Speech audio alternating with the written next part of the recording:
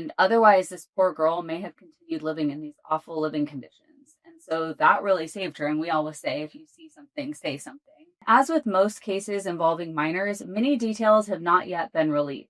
What we know right now is just based on law enforcement and the court filings. But even at this early stage, the facts laid out by investigators raise serious questions about how a child could be left alone for this long and how so many of these warning signs left unnoticed. And that's kind of where my questions came in, because I was thinking back to being 14, and a lot of my friends were left alone, while their parents are at work, or sometimes like even on a vacation if they had an older sibling. And while I certainly couldn't have like sustained caring for myself or possibly all these animals, I think I would have been able to like keep things a little more sanitary, or at least known to call for help. Unless she was raised in those conditions. That's kind of what I was thinking. And maybe she didn't, maybe she didn't know any better. And I know they were only an hour away, even though technically it's a different state. But I wonder, I know they had said that they were sending food deliveries here and there. Were they also giving her money? Because how was she paying for the surviving dog's food? I would imagine they probably never were groomed. And maybe that was also part of the bugs and the fleas and things like that. But was she not in school? Was she going to school? Was she going to school dirty? Why did nobody call? If she didn't go to school, why weren't those phone calls made? Like, why communication primarily through social media? Right. The parents were doing something for work that, like, did they not want to be tracked because they knew they shouldn't have left their daughter alone, or because what they were doing? Yeah. Maybe Why communicate through Snapchat? And like, I'm sorry. So why the long period of time without any communication at all? Right. It seems like they were kind of just, I mean, in my opinion, over being parents. Like, they were like, fend for yourself. And then for the mom to say, well, she didn't want to leave behind her animals. I don't care. You are the parent. Like, 100%. You reel it in. But I was wondering, is that also motivation of maybe why the girl didn't call? Because maybe she really did have an attachment to the animals and knew if maybe she had to go that she would be leaving them. And so I feel like there's a lot more questions. That's why I was asking. I'm curious to know what everyone thinks, because I feel like there's a lot. And because you're right, because she's a minor, it's not all going to be released right now. It'll come out in, like, I hate this expression, in drips and drabs.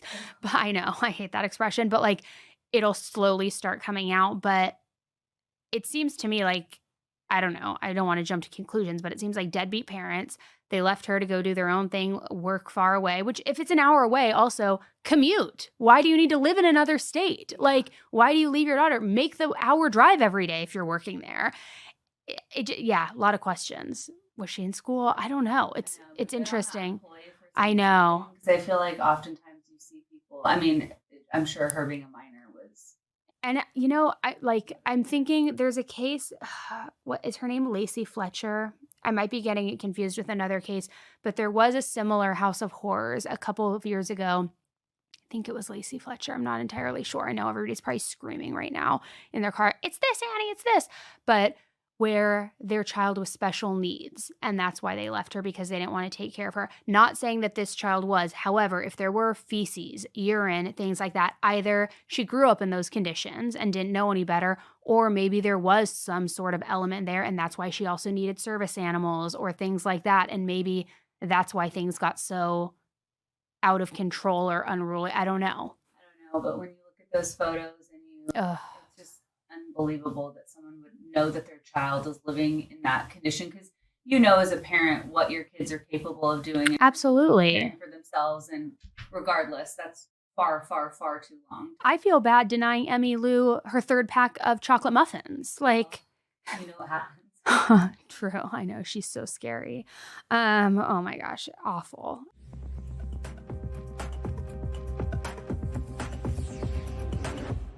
Okay, I've talked to you guys about this before, but before Skims, underwear, bras, all of that, it honestly kind of just felt like an afterthought for me. I would spend my time picking out an outfit, then I would put on this bra that was super uncomfortable, or underwear that like didn't sit right, or would like low-key just like ruin my whole day because it was like ripping and bad quality, which I'm not trying to throw anybody under the bus, but I'm looking at you, VS, some pink colors, read between the lines. I was like loyal through and through, never really realizing like, oh, you don't have to stay with this brand. You can try something new.